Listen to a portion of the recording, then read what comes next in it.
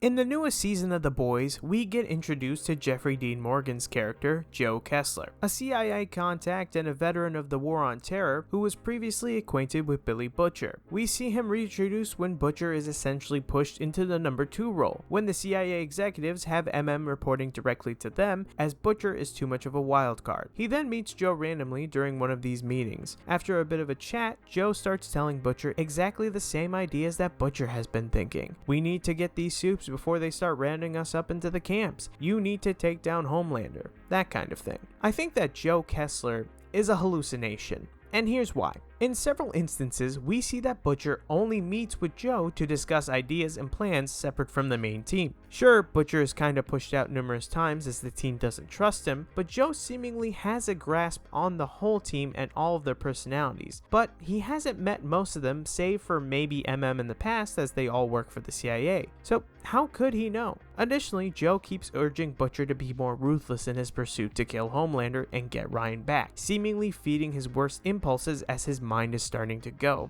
I see that the show is doing this angels and devils on his shoulders deal. We already know that Butcher's dead wife, Becca, is haunting his mind already. So who's to say that he also doesn't have a darker side that's pushing him? Like Becca is the last semblance of good, still keeping Butcher sane and influencing him to be more gentle with Ryan, and Kessler being Butcher's darker instincts that are pushing him to be more violent and volatile, to get things done no matter the cost. We see this anytime that Butcher sees Becca. He takes a gentle, more human approach. She tries to convince him to be more human and more caring towards Ryan and not to be more forceful. Except for that time he was fighting Ezekiel, she was really just trying to push him to survive, and something else kind of did the job for him. If you want to know more information on that, we did a video. It should be up on the top of the screen right now. But that wasn't Butcher that acted there. And when Joe shows up, he's pushing Butcher to do something ruthless, like drugging Ryan or cutting off Samir's leg. By the way, during episode 5, when they were both talking to Samir, I say both in quotations as Butcher was doing most of the direct talking with Samir, did you notice that when Butcher said, "We'll both patch you up,"